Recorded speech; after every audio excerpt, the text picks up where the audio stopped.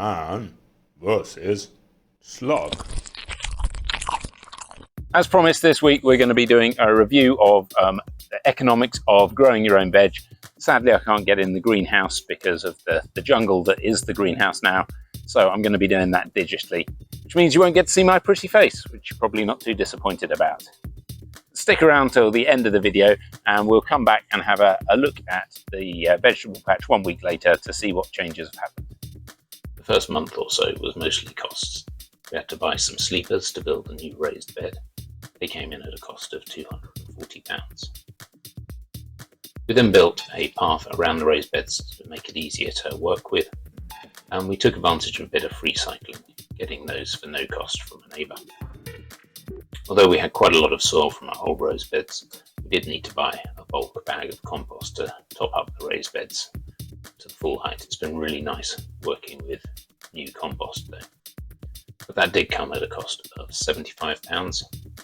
Then finally, to get started, we needed to buy all the seeds and pots. Seeds for the year cost us £40, and the pots came in at a cost of £60 in total, making our total to get started £415. Weeks 5 to 8 were pretty exciting, starting off seeds inside, taking advantage of the free compostable pots that come inside toilet paper, starting off things for the greenhouse on the windowsill, and planting things directly outside, such as peas and our new potatoes. But the most exciting thing, really, in week 8 was getting our first harvest of the pea shoots grown on the windowsill. In week 8 we also started doing this cost-benefit analysis and realised that we could spread the cost of those sleepers probably over 10 years, and perhaps the pots, similarly, we would spread the cost over 3 years, reducing the apparent cost of doing all this work this year. A bag of pea shoots is about £1.20. Our annualised costs dropped to £159. Then spring was upon us, and things started to grow, such as these radishes. We had multiple harvests of pea shoots, whether onto the plate or directly into the mouth. We also had to build supports for our broad beans. We used leftover wood from building a shed, so we're not going to count the cost of this. Our multiple pea shoot harvests, we reckon, brought in a benefit of about £7.20. 3 months in, we got a second kind of harvest in the form of radishes. And then shortly after that, we started harvesting lettuces too. Where possible, we tried to use things we already had to build supports for the various vegetables, but we did have to spend a further £10 buying some longer bamboo canes to support the run of beans, bringing our annualised cost to £169. But we harvested a lot of lettuce. In fact, we estimate we got probably about 12 bags worth, £12 worth of lettuce. So our total benefits have gone up to about £22. 4 months in, we had a rather unusual harvest in the form of the raw bean tips. No idea how to place a value on those, but they were delicious. Unfortunately, we had to buy a few more plug plants in the form of kale and leeks for seeds that hadn't germinated.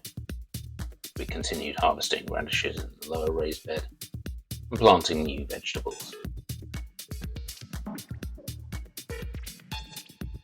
Then by month 5, we were able to harvest some of our new potatoes, and the peas were a massive hit. Very hard for us to guess the benefit in terms of monetary value when going straight into the mouth. I was then able to clear out the top raised bed, harvesting all the broad beans, whatever peas were left, and the potatoes, to make space for our kale and leeks that we'd purchased. Potatoes are so cheap in the shops that I don't think the value of the harvest even covered the cost of the seed potatoes. But we've had prolific harvests of Swiss chard, had several harvests of the dwarf French beans, and the runner beans are doing amazingly well. We've had quite a few harvests of those already, and there's more on the plant. So in total, we've estimated our benefit at £50 to a cost of £185. There's plenty more veg in the ground. Well done for making it all the way to the end of the video. As promised, I'd do a review of what's been happening in the vegetable patch this week. Well, we've actually been away for a week, so you may have noticed I missed posting last Saturday, but we'll go over what's happened over the past couple of weeks. Well, the pumpkins have reached the top of the trellis and now making their way into the plum tree as planned. The leeks have started fattening up. Not sure there's much difference between the ones that we planted tight into the ground and the ones we left holes around. The kale's doing fantastic. I think we might be able to start harvesting some of that for you soon, except the ones in the pots that didn't have space in the patch for. Courgette's doing well. We've had a few flowers off that. The courgette over by the pumpkins hasn't made it, sadly. The perpetual spinach is suffering quite a lot. I think it's been suffering from the same kind of things as the Swiss chard, the sort of leaf mining, and I think it might have also been being attacked by birds. The dwarf beans have been savaged, I think, by slugs. We did get quite a few beans off that, though, when we got back, beaten those already.